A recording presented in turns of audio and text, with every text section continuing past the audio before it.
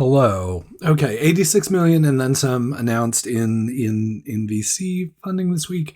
But before we get to that, a few other things I just wanted to talk to you about. First and foremost, happy 404 day to all of you who celebrate.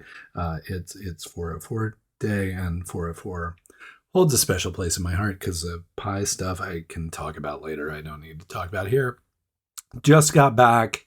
It's Thursday night. I record on Thursdays. Just got back from an amazing event in Vancouver, Washington. Just a lot of really passionate people in the room discussing the potential for the Vancouver, Washington startup community and some efforts they were taking and more information. Remember I teased that incubator a few weeks ago? But I'll talk a little bit more about that. So 86 million, 404 day, Vancouver, Washington incubator for startups. Okay. The big news is hydraulics. $80 million. Okay. I will get to that. Just give me one sec. I just wanted to thank folks last week. I was like, yeah, if you have opinions, please comment. And a lot of people did. And I was really appreciative of it. Like some people were critical. Some people were positive and helpful. But you know, if you want to keep that kind of thing up, I like it. I think it's valuable. I think it's helpful to me. I think it makes the show better. So please, if you have feedback, please comment. Yalda, I'm looking at you. All right, let's get to this hydraulics news. They raised $80 million, Series C, I believe. And how can you raise $80 million in this environment? Well, you know, they had 8 times their revenue improvement year over year. So that had a little bit to help them. The other thing is they've come up with this concept of a streaming data lake. So a data lake is this like repository for data that's cost effective to put all the data and stuff in there, but it may be difficult to access efficiently. And then there's like the fire hose of data, which is a lot to deal with and takes significant computational power to deal with that data coming through. And so hydraulics, Portland startup, started by Marty Kagan, who had a successful exit with Sodexis, which was sold to Citrix, I think in 2018-ish, if I'm remembering correctly. Anyway, Marty, serial founder, knows what he's doing, has this idea. With the, what if we took the data lake, but also made it accessible like the fire hose or like this stream of information? And what if we created a streaming data lake? Which, as an English major, that analogy is thoroughly confusing to me. It's either a stream or it's a lake. Maybe it's the part of the lake where the stream comes out of the lake. You know, the water gets into the lake, and then if it's not the Great Salt Lake, the stream comes out the other side. Maybe that's the concept. Maybe that's what I need to get my head around. Anyway, they built a product that allows you to deal with petabytes, quintilla, flupa bytes of data and transform it and transmogrify it and deal with it efficiently. And of course, in a day and age where we're generating so much data, AI is capable of consuming so much data. Like, the timing on this is just double chef's kiss. So hydraulics has managed to raise $80 million in their Series C. They're going to be doing a bunch of hiring in Portland, maybe doubling the size of their team. This is really exciting because one of the things I've been concerned about is I don't have a lot of like marquee household name players whom I can point to and say, oh, that's a Portland startup. You've heard of that company. And hydraulics seems to be stepping up to fit that bill. So I'm excited to watch what they do next. So keep an eye on hydraulics. And when people ask you, give me an example of a Portland startup, hopefully hydraulics is the first one you mention.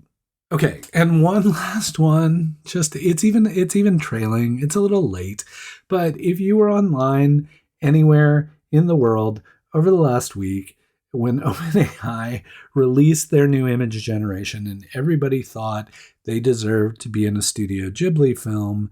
Like, there were a lot of Studio Ghibli-esque elements floating around. Just reminded me to remind you that our friends at Widening Kennedy did this fantastic series of ads for Travel Oregon that were Studio Ghibli inspired, that were only slightly exaggerated perspectives on Oregon. I'll link those up. At this point in time, we're getting some momentum going here. I want you to remember what you love about Portland, what you love about Oregon, and that work by WK for Travel Oregon is one of those things I can return to again and again and again. That really just brings a smile to my face and kind of it takes on that Studio Ghibli theme as well, but by folks who had to build that stuff, not AI, but folks who had to make that happen. So take a few minutes, rewatch those videos, and remember what you appreciate about being in Oregon. Another company that added to the money announced this week is a company called Sturdy. They raised $6 million. Voyager, our friends at Voyager Capital, led the round.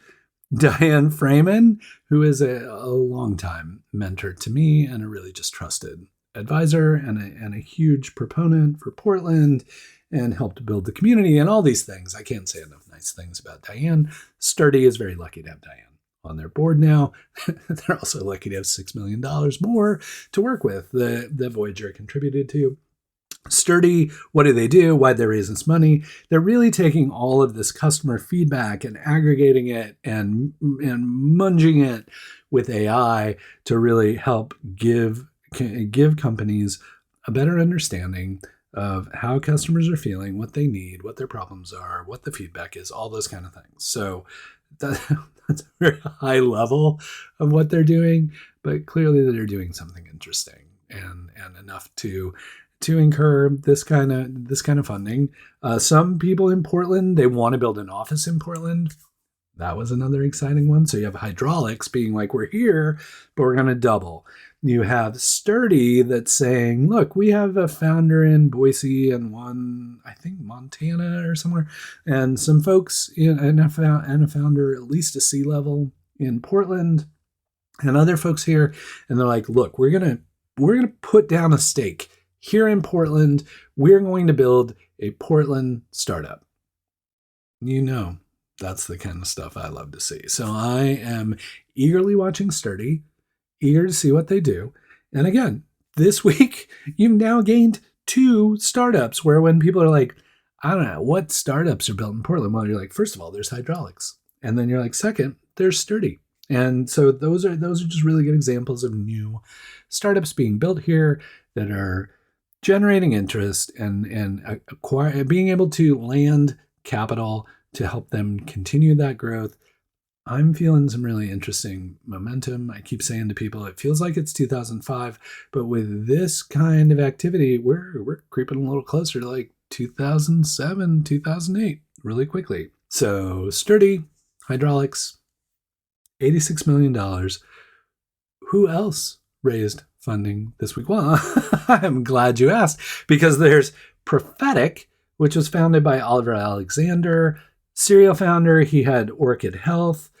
Just prior to the pandemic, he did a co-working space called Remotely. And his new thing, Prophetic, is really taking AI and putting it to work for real estate in a number of different ways, from development to understanding code to this and that and the other thing. Just a really interesting kind of rolling up all the different aspects of the business of real estate into kind of a centralized platform, and then using AI to help make it more efficient, more understandable, really interesting. They raised a seed round, and it was not disclosed how much that round was. I did some poking around on the, because you have to file with the SEC and that kind of thing. I did some poking around. I think I might know how much the round was, but I can't definitively say what the round was, so I'm not going to say it. Just know that they too were part of this amazing week of 3 companies announcing significant funding for their pursuits, that people really validated with financial support the ideas that they're working on. And that's always a good sign for Portland. So congratulations to all those companies. I know fundraising is hard. I know that once you have the funds, building the next iteration of the business is even more difficult, but I know you're all up to it. And I know Portland's behind you. So congratulations and wishing you the best of luck. Looking forward to see where all of you go from here. You know what helps people raise money? Their ability to not have bad segues during the podcast. Their ability to tell stories. And, learning to tell stories, learning to pitch, learning to present to an audience, that is a skill that needs to be trained and honed like any other. And at that point in time where you're needing that sort of help, you really need kind of a speaker coach. And if you're a person who's in that position, who's looking to take it to the next level, I came across something this week that I find super interesting and compelling. It's from Kathy Armias and Mark Williams. Kathy, longtime TEDx Portland speaker coach. Mark Williams, celebrated speaker and also, speaker coach. They're putting together a 3-day workshop surrounding TEDx Portland, which is coming up. You've heard of TEDx Portland, right?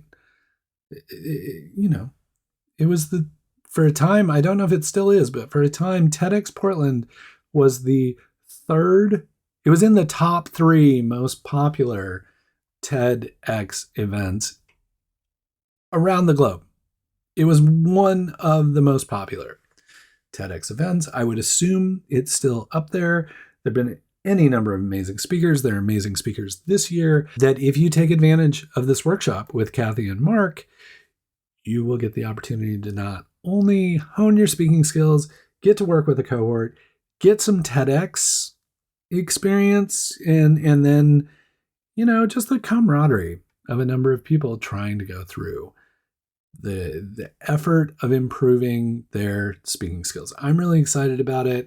I was really excited when I heard about it. I could use speaker coaching pretty much every single, you watch the podcast, you don't believe me? Go watch my TEDx talk and you will know even further. But really happy that Kathy and Mark were like, I understand that not everybody may be able to access this price point. It's $795, I think. And you may have to pay for your TEDx ticket as well. I wasn't really clear on that for our workshop.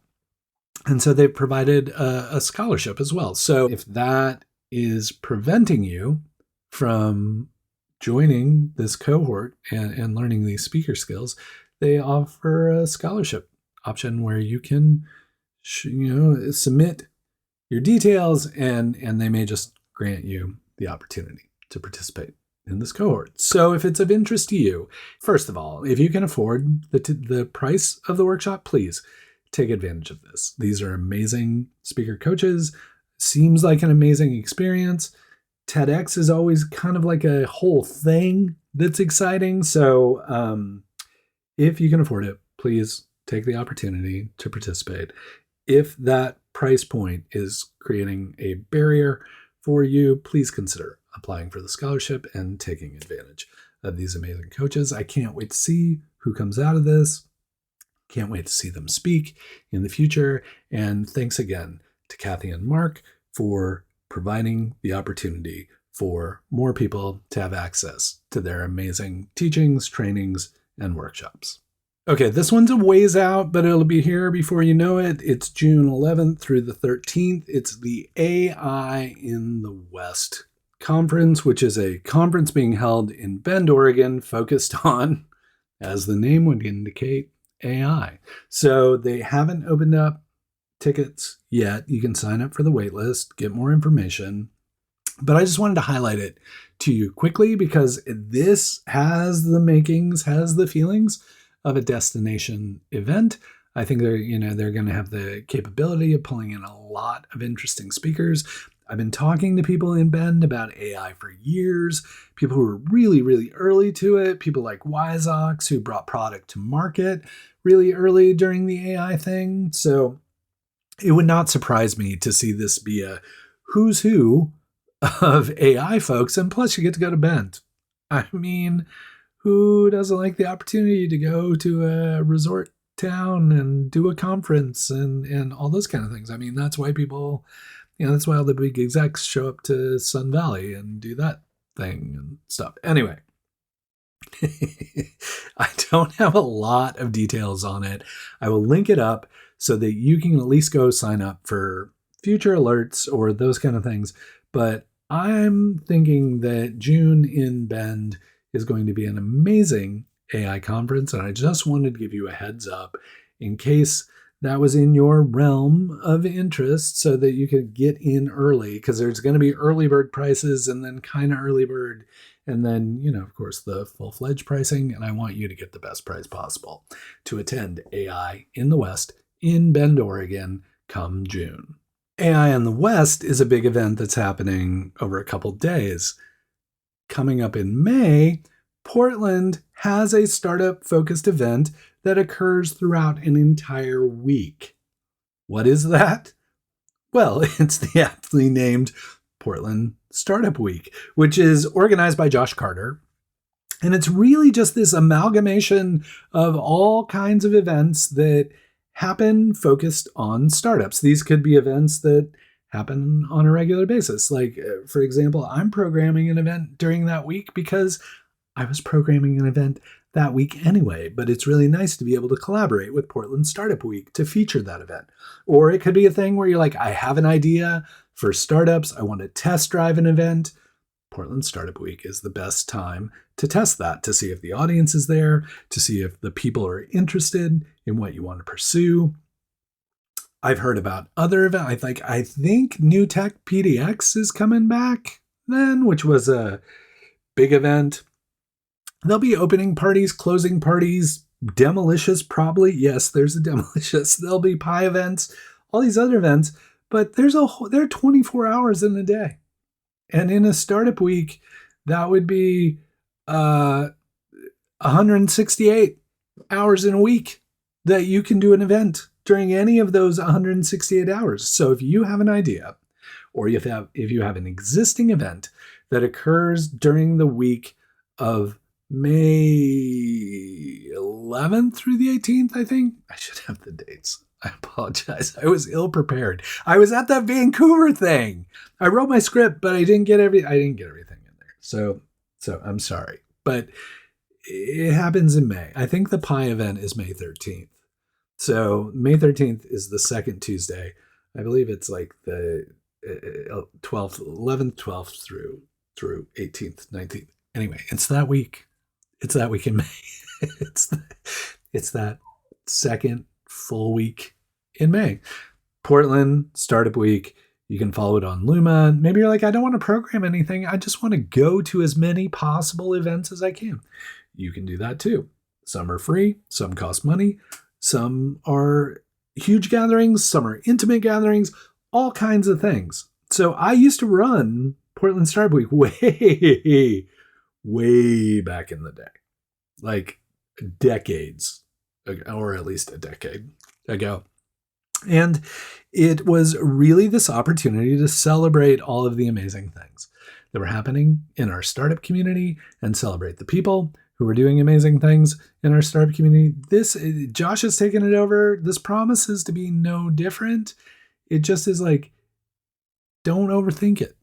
If there's something you want to do, if it has to do with startups in Portland, if it has to do with founders, consider reaching out to Josh to get your event on the schedule for Portland Startup Week, or consider creating a new event from scratch. We can always use new stuff, like always need new events and new formats and new things. So if you're inspired, if you're feeling creative, figure out something for Portland Startup Week and submit it so that we can have a full calendar of activities and things and people and networking and startups and stuff to really just capture this momentum that's starting to build in Portland. I'm really, really enjoying it. I'm really liking the fact that we're starting to see more stuff happen and more companies being built. That's always exciting to me, but the events are important too, because that connects the community together, because our community is only as strong as its weakest bond, and events are the way that we strengthen those bonds among other members of the community. So if you have an idea, please submit it for Portland Startup Week. Okay, I mentioned Pi is doing an event during Portland Startup Week. We have an event next week too. Unfortunately, it's sold out. I had hoped to get a venue that would allow us to bring in a ton of people, and I think I have that for July. Quite honest, like we're behind the scenes, we're working, we're wheeling, dealing.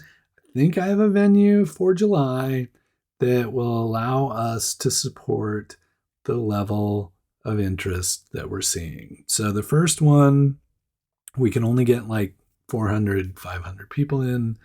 This one, get like, there are like 600 RSVPs and a bunch of people on the wait list. They keep growing, but we can get like 500-ish people in there, and it's in the EcoTrust building, and there's like a patio and hallways and stuff. So I'm hoping we can get folks in there. But I would like to do something without a significant wait list. I would like to do something that allows 1,000 people in the community.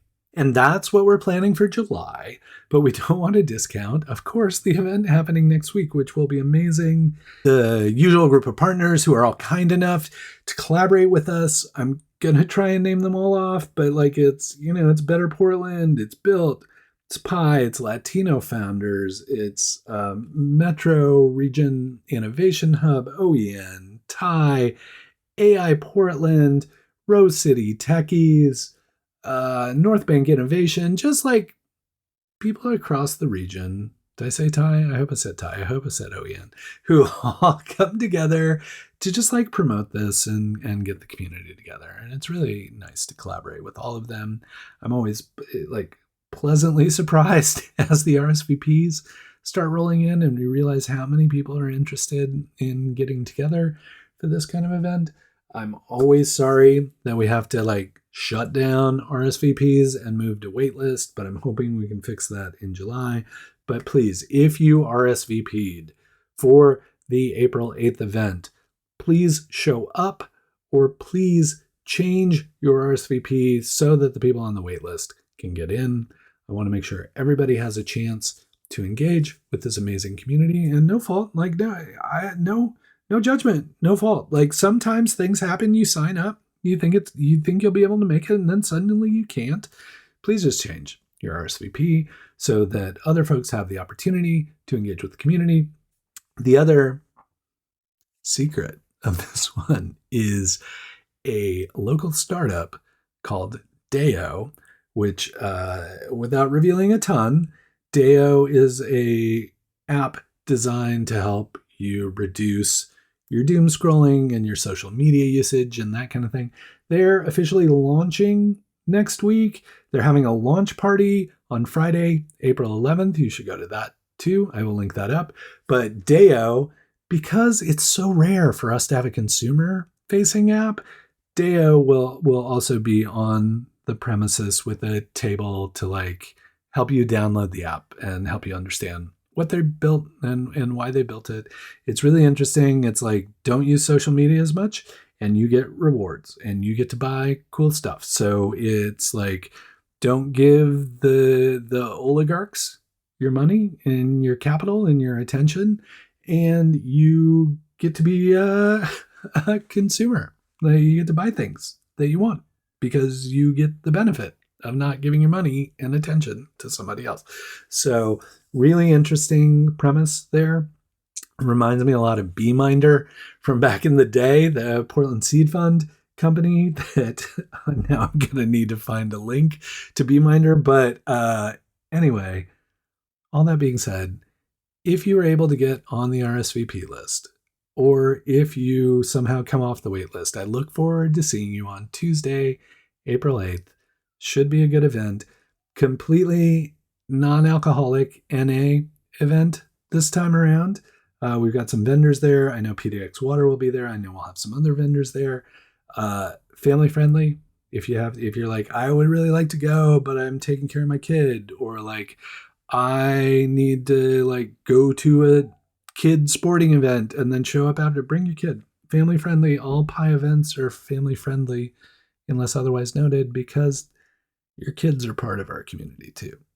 So it's always open to that kind of thing. Looking forward to it.